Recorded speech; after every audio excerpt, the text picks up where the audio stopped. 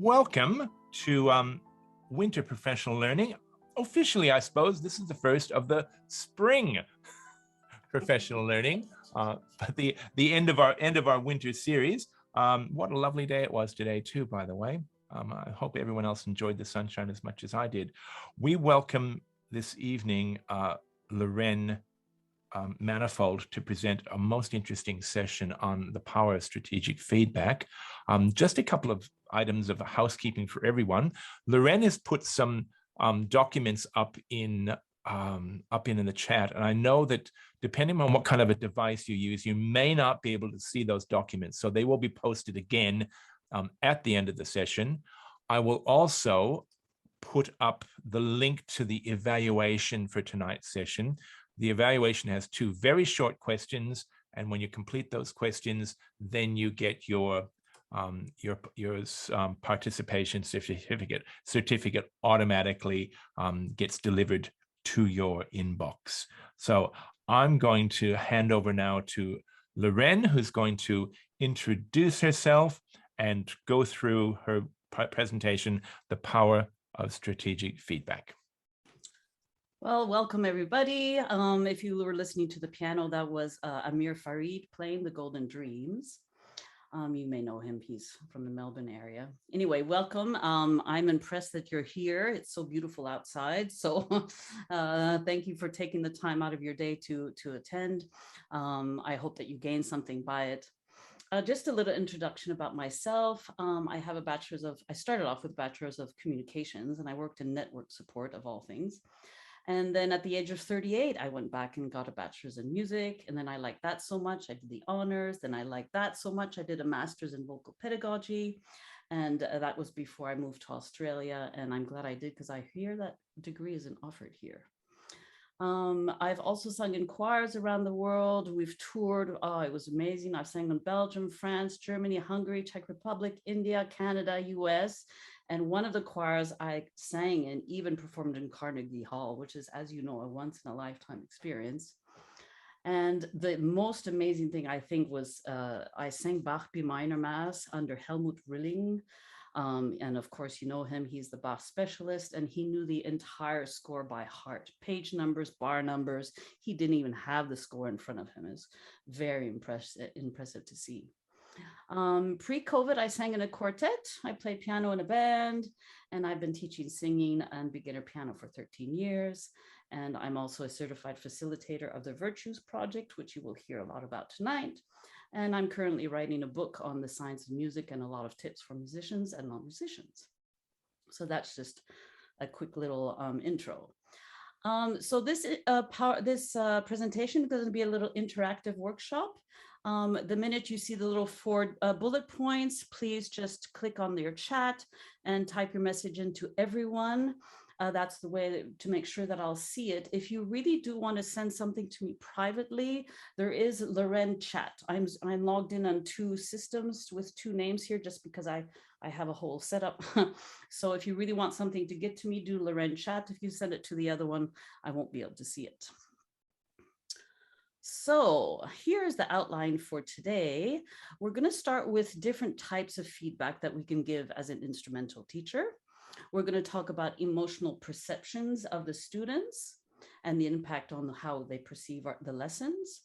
I'll give an introduction to the Virtues Project, and then give you an introduction as well to the Virtues Learning Model, which is something that I came up with based on the Virtues Project. And I'll also talk then about the strategic feedback that we can possibly give in our instrument lessons. So let's start with the types of feedback. So to begin with, what is the purpose of feedback? When we're in a lesson and we're teaching, obviously, there's 2 main objectives. First, we have to give the information about how a student performed. And then the feedback that they receive, that information, they have to use it in order to improve. So that's basically the purpose of feedback. And we do know about constructive feedback, which means usually that we're pointing out what is negative, what is wrong, what did you not do? And often there's a lot of labeling that goes on. People are name calling. Parents can do that unintentionally. They'll say, you're so messy, you're always late. You know, if the parents are angry, oh, you never listen. And as teachers, we could say, oh, you're not prepared, you're not focused. So this is a form of naming that can actually discourage and disempower children. And they may hold back their best efforts for fear of being criticized, or they may even live down to these labels and identify with them as if it were the truth. And I'm sure we've all heard of situations like that where people get named a lot and therefore they identify with those labels. And, you know, the old saying goes, sticks and stones will break my bones, but names will never hurt me. I'm not sure that that's quite true. They can actually, words can actually leave marks that can last for years and perhaps even our entire life. So this feeling of being devalued or diminished by someone else's word can be very hurtful. And behavior too, I say not only words, but behavior, because behavior can be a shrug, a slight impatient tone, or a sigh of exasperation. Oh, you didn't practice again. You know, we can do some things inadvertently without necessarily being aware of it. But as human beings, we have a deep need to feel acknowledged and appreciated. And we really want people to see what is good in us and not focus on what is wrong or what has to be fixed. So here's your first, oh no, sorry, the next one is going to be that one.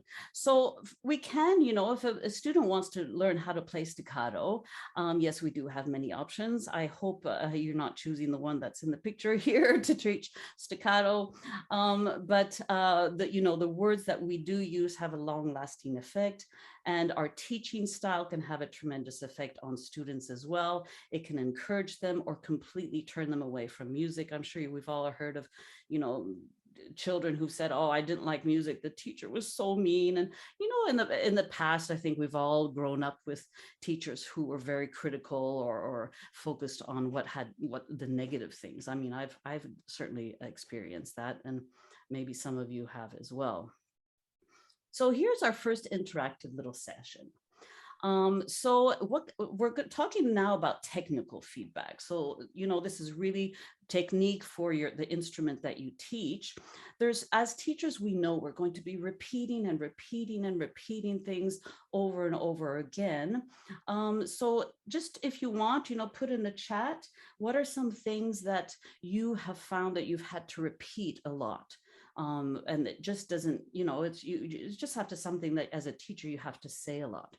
If you would just want to put your answer in the chat and send to everyone, that would be good. Just about general overarching subjects regarding technique. If you're accessing it on a phone, doing the chat is going, oh yes, exactly, more dynamic variation. That's definitely something that we will repeat on a regular basis. Keeping your fingers active, absolutely. Oh yes, for singers, taking a full breath, yes, we definitely have to remind them of those. So yeah, so you see the kind of things that teachers, oh, curve your fingers, oh yes. That one happens a lot for piano teachers. Did you pick your music? Yeah, that's a good one. Anyway, so I did write a few ones here. Thank you very much. Yes, did you practice? Here are a few things, you know, just vague general guidelines, instrument technique, whatever that is. Music theory, you know, we're going to repeating the notes all the time, or the rhythms. That's how many beats is that? That's 2 beats, yes. And maybe about the learning process you need to practice. Yeah, so these are sometimes things that we'll be repeating on a general basis. Some feedback, I don't know if you've noticed, but maybe some of those that you have actually said don't seem to stick or don't have the desired effect. I don't know if you've ever come across something that maybe you've heard or you've said yourself in the past, and is like, I've said this 10 times and it's still not working. And maybe these are exactly the same ones that you said before, but maybe they're somehow different.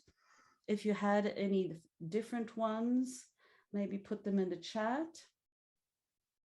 And if not, maybe it's just the same one. So it's fine too. I don't see anything. So I'm going to presume, oh, remembering accidentals. So that when you say that, it doesn't seem to have an effect. Possibly, yeah, I can see that. So yes, so we can have, for example, I've been known to say in the past, don't bang on the piano, and it has had no effect whatsoever. In fact, I think that they hear the bang. I've heard that saying that if you say don't do something to a child, they don't hear the don't, they just hear the word, so they continue to bang. Some other things that we may tell students as mistakes are normal: practice short sections, play slowly, start practicing the day after your lesson. And these are things that we may need to say on a regular basis, and not quite sinking in all the time. Then there's general feedback. General feedback is something that happens a lot around us. And we see a lot of "you rock." That's very general. There's not saying anything much, or "you rule." Not very much is said there. What kind of general feedback have you heard as a student, as you were growing up, and from your teachers or from your instrument lessons? Do you remember anything just vague and that doesn't have any really meaning, and you never knew, well, what did I do well? I don't know. That was good. Excellent. Yes. Awesome. Yes. Very vague. Awesome. Perfect. Exactly. So I have a few examples here. Exactly. Good job. Well done. I'm proud of you. You did well today. These are nice. This kind of feedback is nice because the student knows, well, my teacher's happy with me, and there's like, that's really, really nice to know. But it's still vague because we don't know exactly what we did well. Was it our dynamics, our articulation? Were we expressive? Was our rhythm stable? Was our bowing technique improving? As a singer, did I lower my larynx on the high notes? Did I breathe correctly? So this kind of feedback isn't going to be really telling the student exactly what you mean. And then there's what I call the really vague feedback. You're awesome and you're the best. That is like the vaguest ever. And interestingly enough, and I this is me personally, but I have an impression, if somebody tells me you're the best, it's kind of like nice for like a half a second or something. And then part of me is like, nah, I don't believe you, because we're not the best. We know that. I mean, I can't be the best. The best of who? The best in the room, all alone, maybe, but we can't be the best. There's so many wonderful people out there, and it's not about comparing to one another. So some of the really vague feedback doesn't even sink in because it's not believable. So let's talk a little bit about emotional perceptions. Emotional perceptions is kind of like how we see ourselves. And a lot of students, they're growing up, they don't really have a sense of who they are yet. And some of us might think of us, we're less worthy than others, and other, of us will think that we're way better than others. But, our image of ourselves can be kind of skewed. And so sometimes I'll ask my student after they sang a song or they played a piece, and I said, how did you do? Or what did you do well? And they're like, I don't know. They don't seem to have an ability to see what they did do well. And so like their student self-talk, I say, well, what were you thinking? That was terrible. And my singing was horrible. And I'm not good at this. Or, if you ask them to say a bit more, sometimes it's just all the negative thing that comes, the negative things that come out. And basically it's just because we're kind of like emotional beings. And we, for some reason, we focus on what we don't do well. And so it's, it's the image of the devil and the angel on each shoulder. And for whatever reason, we focus on, we don't listen to the angel that's saying you improved so much. We just, for some reason, we don't listen to that, and we just hear the "you're no good" or the negative talking. Even though that little mean voice we can give a lot of power to it if we want. And just a little bit about how we choose our friends. What qualities do your friends have? What qualities do you like in a friend? And this you can put in the chat. Do you like truthful, empathetic? Yes, very nice. That's a good one. What other qualities do you like in your friends?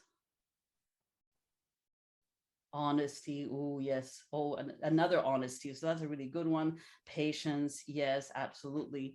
So I added some here too: compassion and patience, as you said, kindness, encouragement. These are things that we like to see in our friends, and honest.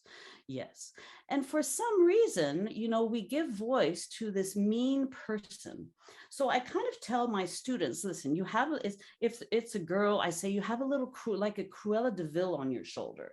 Would you be friends with Cruella De Vil and somebody who's telling you, oh, you're bad, oh, that wasn't good, that note wasn't good, and always telling you everything that's wrong? They're like, no. So I say, okay, so you can name her, give her a name, whatever name you want, and say, let's pretend they choose Cruella De Vil, and they say, well, okay, Cruella De Vil's not allowed in this room, kick her out. And we can even swish her out, because no, she is not allowed in this room. She's not nice, she's mean, and so we don't want to listen to her. So just giving them the awareness that everybody has this kind of inner talk, and to for them to realize that they don't have to listen to it is, I think, important for children to learn how to do. So I think we kind of need a way to have some holistic feedbacks. Technical feedback is very important. We're instrument teachers. They have to know how to hold the bow, how to stand for singing, how to place the fingers at the piano. These are very important. The general feedback will be nice too. Oh, well, we were pleased with them, they did a good job.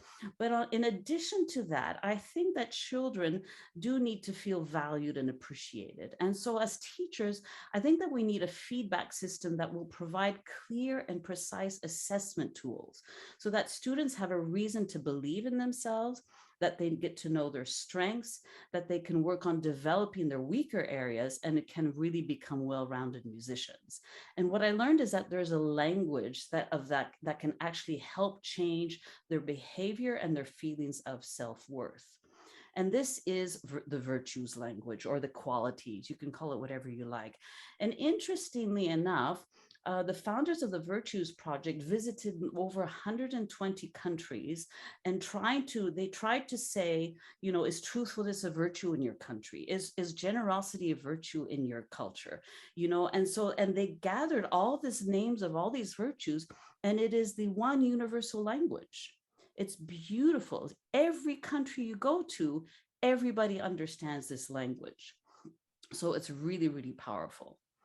And then, of course, everybody has their own unique combination of virtues. Like one person might be very assertive, truthful, and clean. That's their strong points.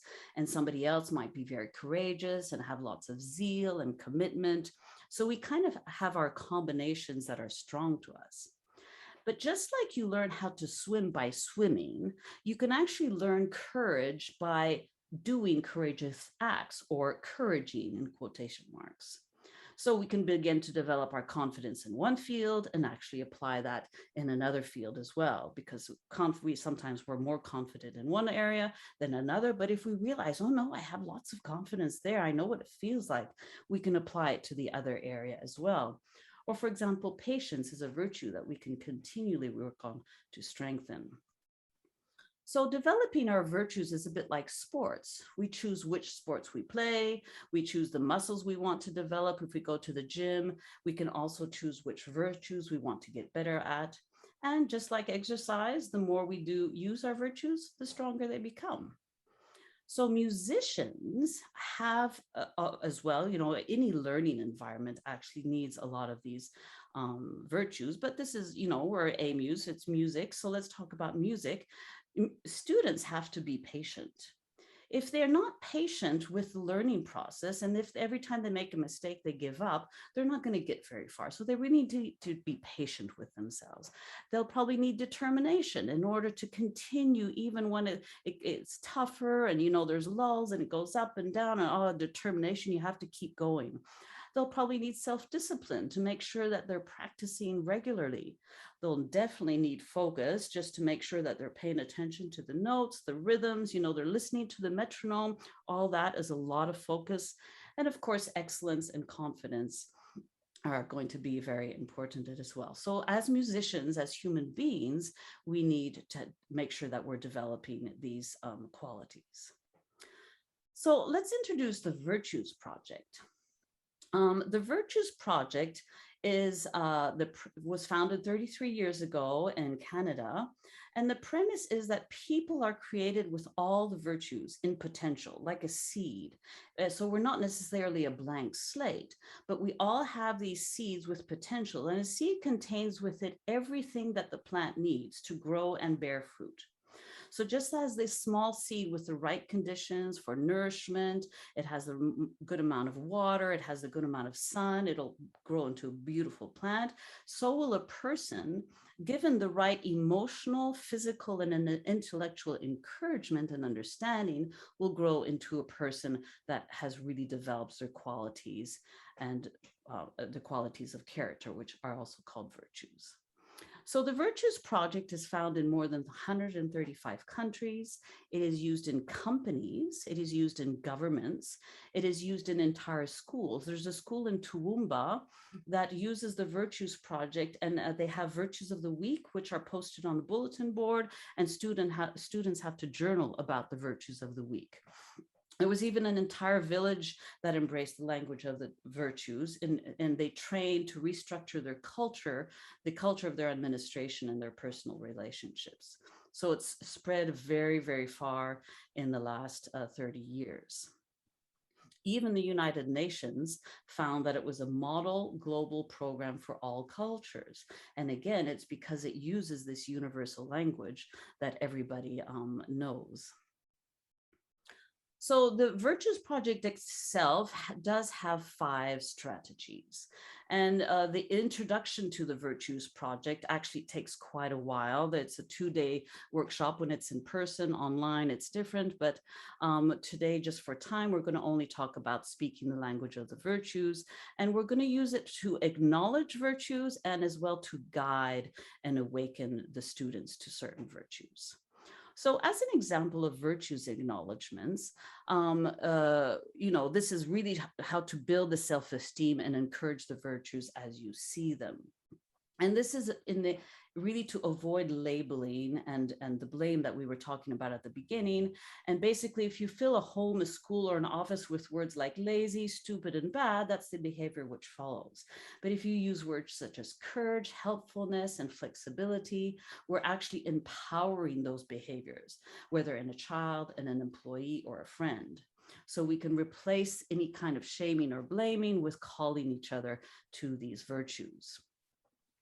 And for example, it's so powerful, this program, that if you want your child to develop patience, for example, and you see them sitting patiently for 15 seconds, you can already zoom in onto that behavior and said, wow, I'd like to acknowledge you for your patience because I saw you waiting patiently for your teacher to come and get you for the lesson. And they're like, oh, I have something good, and it really touches them. And if they've waited for 15 seconds, the next time they'll try to be patient for 30 seconds. And the next time they'll try to be patient for a whole minute. And it just grows. It's just really, really powerful. So there's another story about the punctuality where a family was using the Virtues Project in the home and with the children. And the punctuality was something that was really, really encouraged. So the mother had told the children, be home at 6 because that's when we're going to have dinner and I expect you to be punctual. At 5:59, the children run into the house, they're skidding on the floor. They almost fall down. Are we punctual? Are we punctual? Are we on time? Are we on time? And it's because it's not about obeying a rule, but it's about intrinsic motivation because they want to develop the virtues that they have inside of them. It's about becoming a better person. So how to do a virtues acknowledgement? So it's a very precise way of doing it because we need to really make sure that it's believable. So it's not that you're awesome, remember, which is not really believable. So here, for example, you'll have the verb, the virtue, and the situation or the behavior. So I might say, I saw your sense of accuracy. So accuracy is a virtue in playing that passage. And then all of a sudden, the student's like, oh, Yes, I was accurate, because you tell the action that went with the virtue, and they know, yes, you're right, you are telling the truth. I really had a good sense of accuracy in that situation. I might say, that took a lot of determination to learn the entire song. Oh yes, I did learn the entire song, maybe by heart or something, or it was a very difficult piece. And and I did, that means I had determination. So it rings true. And the fact that it rings true is what gives it so much power. And of course, we're not going to be saying you're good, you're fantastic. We don't name give a general acknowledgement to the person. We are really talking about the action and the behavior.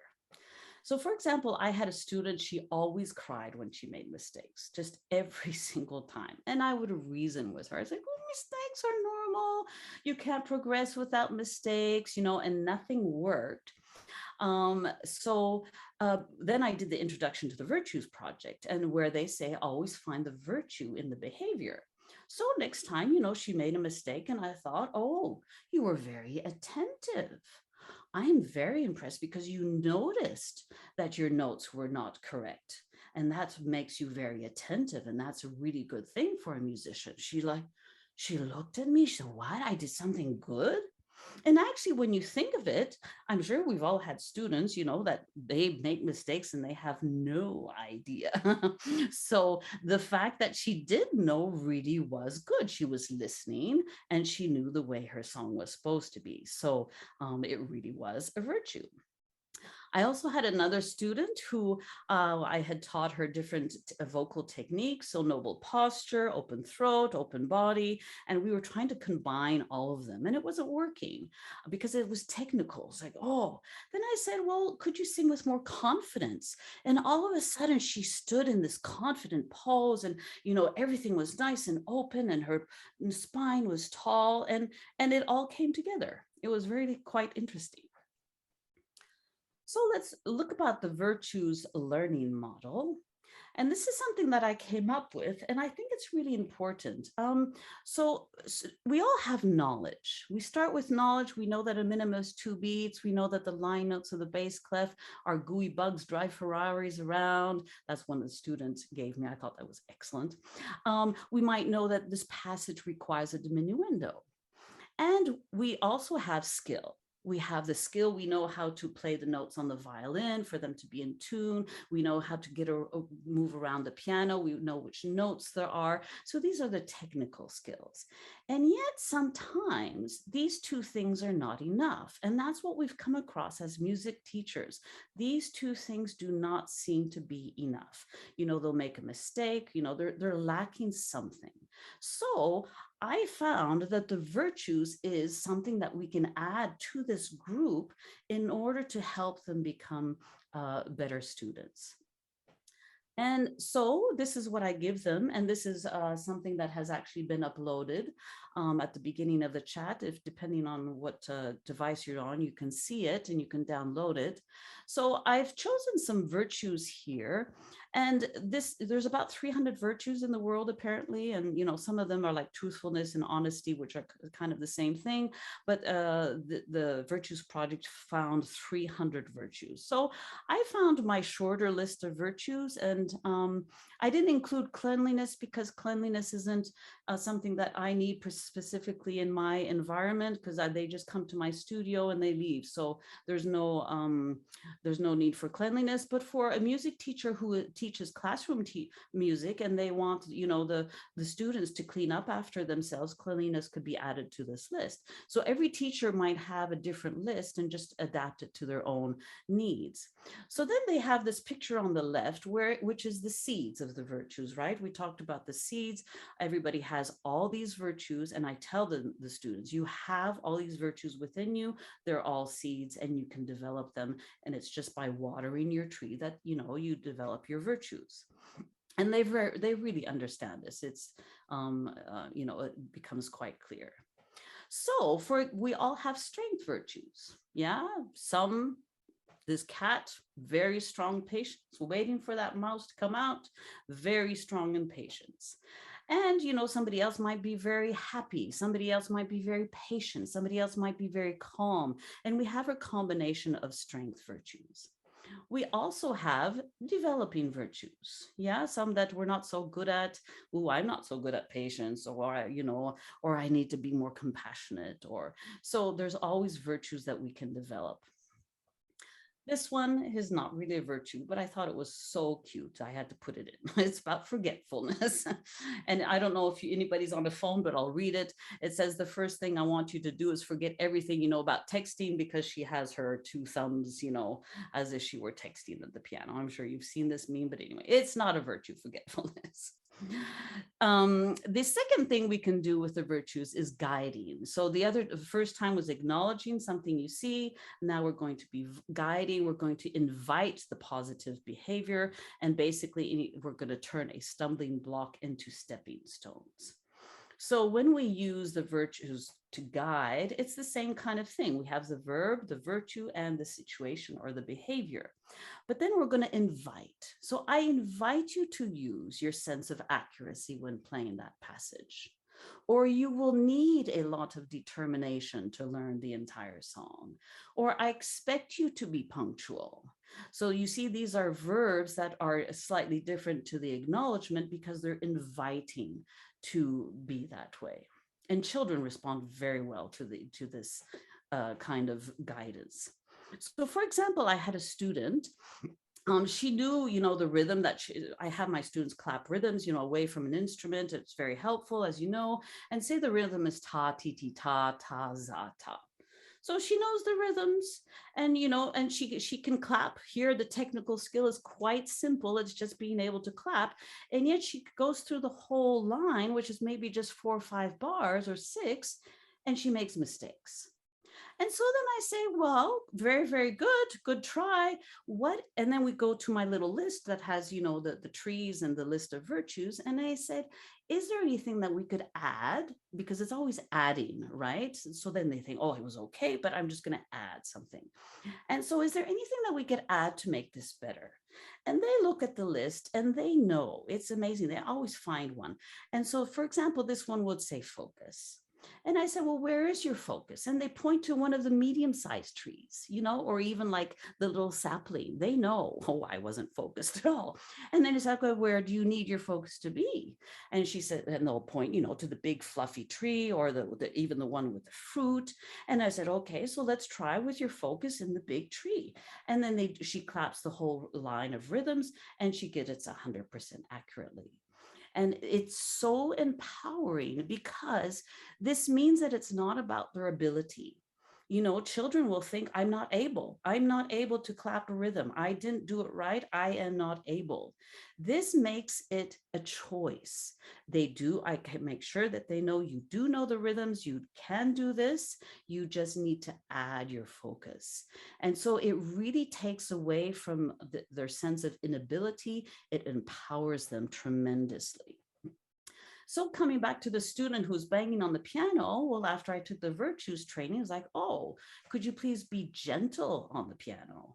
And then all of a sudden the problem was solved. And then, because if don't bang doesn't say anything to them, for children, it's like, well, what am I supposed to do? They don't know what the good behavior is. They only know that they're not supposed to bang. Well, they don't have a solution. So by naming the virtue, you are also giving them the solution. So after some lessons, sometimes I would go through some virtues feedback. You were very attentive. You were very respectful because you were listening to me, or you were listening to the instructions that I gave you. You were patient today. If you made a mistake, you just went on and kept going. So I would do virtues acknowledgements at the end of the lesson. And so then one of my students, she would just beg say, what virtues did I have today? What virtues did I have?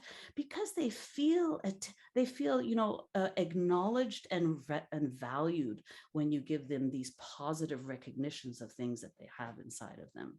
You could also do a virtues pick. That's just like a random pick a card, pick one of the virtues and say, okay, we're going to try to develop this in the coming week. That's also another way of doing it.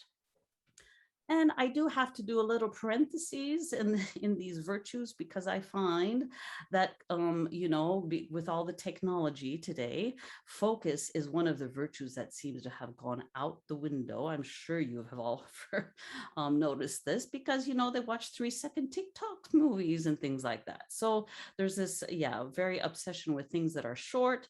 So we really need to help them return of the focus, and just look at the music and focus on it from beginning to end, which is challenging for them, because they really have to learn to have longer attention spans.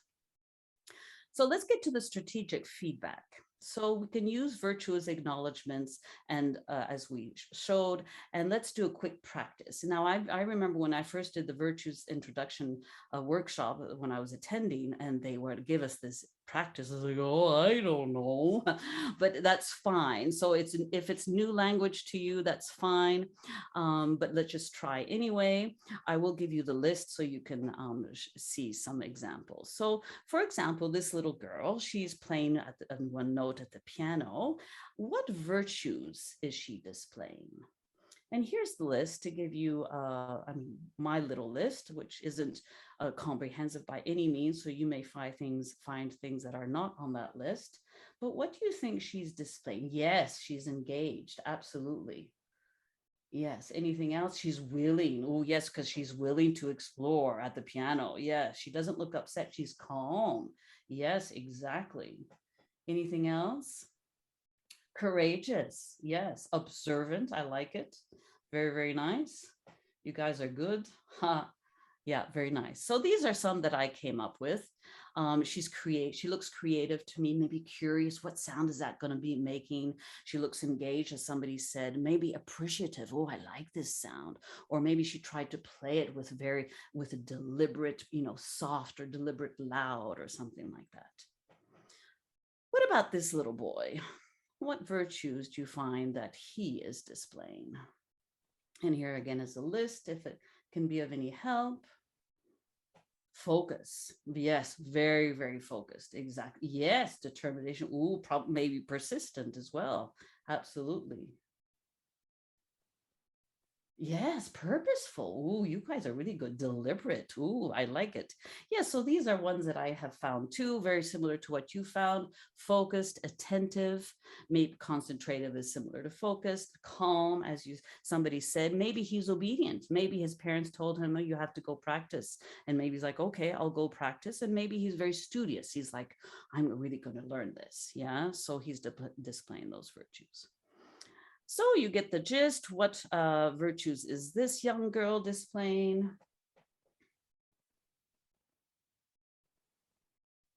See what you think. Yes, joyful, creative. I love it. Yes, absolutely. Energetic, expressive. Yes, imaginative, enthusiastic, passionate. Oh, everybody likes this girl. She's very cute. These are pictures I found from the internet, right? These are not my students. So at the beginning, some of them were my students. So I gave some examples. She's striving, she's energetic, she looks passionate, enthusiastic, she looks very confident. She seems like she's playing with artistry, so she's artistic. So those are some of the virtues that she's displaying. So now let's do a little practice with guiding with the virtue. So we're going to invite the behavior that we don't see, but we would like to encourage. So this little student needs a bit of virtue guiding. What virtues could she maybe use? She needs a little bit of something. Any ideas of what she might be able to be good at? Or motivation, absolutely. She needs a bit more motivation. Anything? Willing, yes. Yes, she needs to be willing to force herself to not sleep and to be more attentive during the lesson. Anything else? It can be trickier to guide. Energy, yes, she needs to. I would like to invite you to be more energetic. Absolutely. Yeah, so these are some that I found as well. Maybe a bit resilience, she's tired. Mindfulness, to be focused on the lesson. Determination, motivation, and maybe just some wisdom. Oh, next time I probably need to go to sleep earlier because I can't get through my lesson. Well, maybe that would be the parents, but anyway. So we have another problem student here, and what are the virtues that this student could be invited to practice more of? Oh, yes, calm. Yes, we definitely need some calm here. Anything else that people can think of? What kind of virtues? When can we? Yes, we need definitely some patience. Yes, definitely a bit lacking there.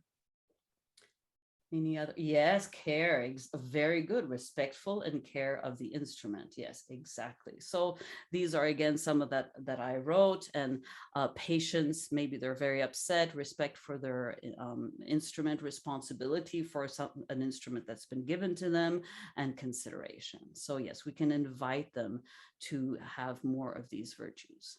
We can also combine virtues. Like truthfulness is really important, but we can't just go up to somebody and tell them all the truth that we think of. We also need to combine truthfulness with tact so that we don't hurt people. Yeah. So once we bring the tact with the truthfulness, then we can give our truth, but in a way that will be kind. So back to the student who's upset at making mistakes, what virtue combinations do you think they may need in order to be less upset at the mistakes that they're making? This is a bit trickier because now we're doing with combos. Any ideas? Yes, forgiving to himself and patient. Beautiful. Yeah, so the realizing, oh, I can make mistakes, and patient. Usually students think that patience only means, waiting, but we can teach them that patience also means to be gentle with themselves, striving and trusting. Yes, absolutely. Everything works, right? I wrote here excellence and wisdom. Because actually, if they're upset that they made mistakes, they already have a high sense of excellence. So we don't want them to get rid of the high sense of excellence. We want them to keep that, right? So we just have to add with it maybe wisdom. Wisdom, when a baby takes their first steps, and they fall, the parent doesn't go, "You fell, you bad baby." The parents have confidence that the child will walk. So in the same, and they understand that analogy. So they can say, "Oh yes, I need wisdom with excellence," or maybe they need more patience with excellence. So you understood it, you got it, tolerance and compassion. So these are combinations that we can help them to have. So if a student needs to practice, what are some virtue combinations that they might be able to try to develop? Any ideas to encourage a student to practice? Obviously, maybe not so much at a young age, they have to be a bit older. I just like to picture this cute little drummer. So maybe they have to be a bit older, because the younger ones obviously will need their parents to help them. Purposeful, yes, very good. And self-disciplined, absolutely. Self-discipline is a big one, and having a purpose. And to remember that purpose. Yes, organized and determined. Yes, very good. If you're organized and you put something in your agenda or your phone, because everybody has a phone nowadays. I think I just heard on ABC today that the average of age is 7 years old for having a cell phone already. So yes, they could put themselves a little reminder, an alarm every day at 5:30. I'm gonna, go and practice. So yes, committed. They have to learn commitment. Definitely improve that, and motivation. Absolutely. So here are some options that I found. Maybe they have to be obedient if they're younger, and productive. That you can. There's just so many combinations possible. So the teacher, now we can also learn and be maybe better teachers. So we can also develop our own virtues, as you know, and we can also improve in the way that we teach. We're always trying to do that, and these AMU's, professional developments are really helpful in all that kind of way. And so, say for example, this poor student went through the ringer with this teacher. So, what virtues could the teacher develop in order to help this poor student, and so that he would be maybe more enthusiastic about his piano lesson and have a better time by the end of the lesson? What could the teacher? Oh yes, patience and calm. Yes, definitely. Good natured. Yes, very important. to act in a patient and calm way and good natured with the student. Yes, definitely. Kind and respectful. And you guys are so good. You're already doing combos already. You see that? Attentive and engaged. Yes, I was just doing simple ones. Yeah, I was back to my simple one. Yeah, so patience, kindness, tactful, calm. These are all things that the student, the teacher, sorry, can use. So I hope that from all this, that you see that we can have a third purpose for feedback. So in addition to giving the information that they need, because they do need the technique, they do need, some encouragement. That was really good. You did a good job today. Those are good things. But I think that we can also, as teachers, be aware that we can build these intrinsic skills so that they can use them in all environments, and that they develop a knowledge of themselves, the character traits that they can use in any environment. They develop a sense of worth. They know their worth. They know what their strength virtues are. They're developing virtues. And more specifically, they feel seen, acknowledged, appreciated, and valued. And that's the really, really important part. So then when I asked them, well, what did you do well? They were like, oh, I was focused and accurate. All of a sudden, they know, obviously, they could also talk about technique and things like this, but they will also know that they have these certain virtues that they are strong on, and they'll be easier to recognize. So if we can see their virtues inside of them, and we can mirror their qualities, because it really is a question of just mirroring. I saw this in you. And for children, they don't know, what their strengths are unless adults mirror what they are. So and then virtues are choices also, right? We can choose to be patient, we can choose to focus, we can choose to be studious. So they're choices, and they can really improve our musicality. They can improve our day. They can improve so many things. And children are so responsive to this form of training. And the Virtues Project has really been seen to bring out really the best in them. So let's inspire them to aspire to greater heights. So I just thought I would quickly show you a bit of resources from the Virtues Project, that if you're interested in this, if you think it might be helpful, if you want to try it, there's some wonderful resources out there. One of them is Virtues Cards for Children. And this actually just came out. I just got, I just ordered them myself, and I just got them a few weeks ago. So these are brand new. They're very beautiful. They're little children on the front, and on the back of the page of these little cards, there's a definition of the virtue in a simplified way, and just little three small ways that children can use it. For example, I can practice confidence by learning from my mistakes, facing new challenges, or performing in front of a crowd. So this gives them little ideas of what confidence looks like in behavior. Now, there's also Virtues Cards for adults, and these can be found at virtuesproject.com. There's definitely lots of resources there. And here the definition of the virtue is a bit longer, it's a bit wordier. These cards are available in many languages. It's really astounding. If you speak another language and you have students in other languages, these cards are available in many languages. And you can either download them as a PDF and print them yourself, or you can order them ready-made. I do recommend laminating them if you can, because that makes them last longer, but they're a really, really wonderful resource to have. And then, of course, on the other side, there's also how the practice of determination looks like. And then it's a bit further, it's a bit lengthier list. And there's going to be a nice quote by some good thinker or an author. Like here, the difference between determination and stubbornness is that one comes from a strong will and the other from a strong won't. I'm sure you've heard that quote before. Anyway, so they're very, very nice cards. There's also some books. The Family Virtues Guide is excellent. You could probably get it for $25. here in Australia, maybe, on amazon.com.au or whatever. And it's really nice because it's only the first 30 pages or so that you have to read. Like that's the whole theory and the practice of how to do the virtues.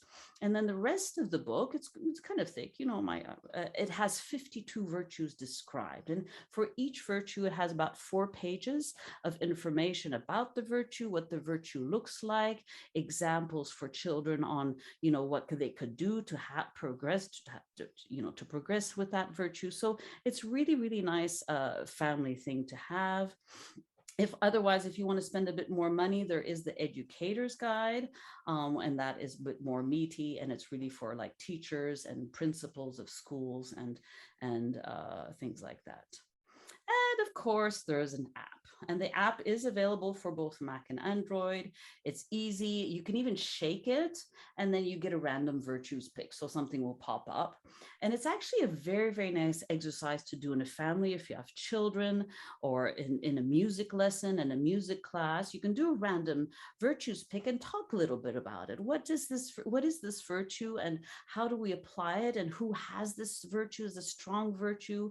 As a family, you can even, like, I had these little cards, and you could have I don't know if you're going to see this because I have a background. Anyway, so they're little cards, virtues gem, your gem, it says. And then in your family, you could sit down at a table and everybody's going to have a card. So Mary's going to have a card, and you pass Mary's card around, and everybody in the family writes down the strong virtues that they see in Mary. Oh, I think she's very committed, and she's very patient, and she's very kind. And everybody writes down the virtues they think they see in Mary, and then everybody else. And it's so empowering again. It's so empowering. They get that. It's like, oh, this is me. This is what people think of me. And then they're just going to bloom. Those virtues that are noticed in them, they're just going to bloom. They're going to get even more because, oh, I'm patient. So they're going to prove that they're patient. It's very, very astounding. And of course, in the app, you'll also have the other side of the card as well. You just have a little flip button and it'll show you the other side of the card. So if you want to go further with the virtues workshops, there's workshops for instrument teachers, just like I gave now. There's virtues workshops for classroom teachers. It can be applied to choir, band, and conductors because, you're dealing with people. It can be given for parents. It can even be good for marriage and partners. And I kid you not, it is amazing. My husband and I use the virtues in our marriage all the time. We never, ever say, you're mean or you're so selfish. Never. So it makes for a very happy marriage, that we only encourage the behavior that we see. So, I said that was so patient of you to wait for me, or that was very perceptive of you to notice that I needed some help. So we're only giving each other, virtues acknowledgements. It's like I wish every single parent in the world could do this workshop before having kids or even before getting married. It's just really a beautiful language. So if you need to contact me, you can either ask Kevin or you can go to my website, virtuesinyu.com.au. My my email address is there. And thank you, Kevin, by the way, I forgot wanted to mention, thank you for pronouncing my name correctly. It is Lorraine from French because I come from French-speaking Canada. So it's not Lorraine, it is Lorraine. And thank you, Kevin, but at manifoldmelodies.com.au. And there we go. This is my last slide. Basically, strategic feedback can be something that's lifelong capacity building in all the areas. So it's a really holistic way of seeing the children. So thank you very much. And I guess we could take some questions now. If you have any questions, either in the chat or I don't know, Kevin, do we